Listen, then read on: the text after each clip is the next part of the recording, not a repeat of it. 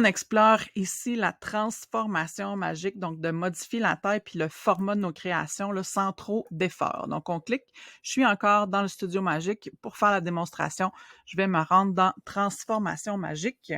Donc, on voit ici qu'on peut transformer une présentation en résumé, en texte uniquement, un article de blog, un email. Donc, on va explorer ça ici. Donc, on clique sur transformer un document.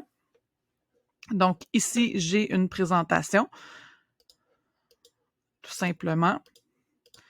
Et là, on me dit quoi faire. Donc, transformer en doc. Donc, l'outil, là, c'est transformation magique ici en haut. Donc, transformer en doc. Donc, pour le transformer en document, donc on va cliquer sur résumer. Puis ensuite, on va cliquer sur transformer en document. Donc, vous voyez, vous avez article de blog. Donc là, on va partir de cette présentation-là.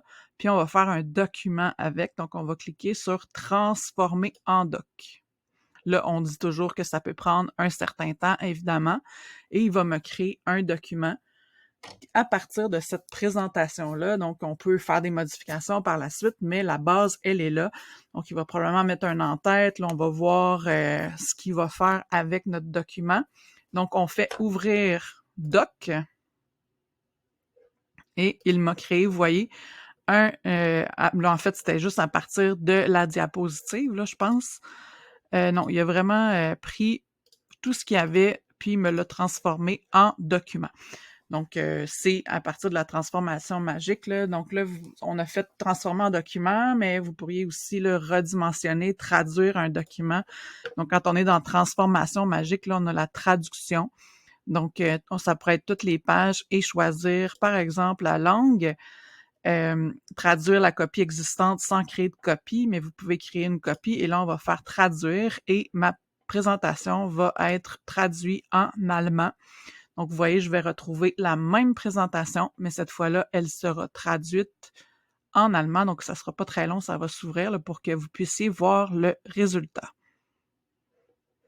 Ça charge.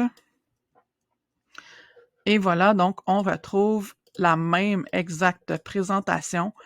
J'ai pas eu besoin de venir sélectionner, de traduire mot à mot. Là, on peut vérifier, là, mais évidemment, moi, je ne connais pas suffisamment l'allemand pour pouvoir faire les vérifications. Là, mais donc, ça peut être quelque chose qui peut être utile là, pour traduire des documents là, pour nos parents là, issus de l'immigration ou pour nos élèves encore qui viennent d'arriver. Donc, sans trop d'efforts, c'est possible d'être un peu plus inclusif dans nos pratiques.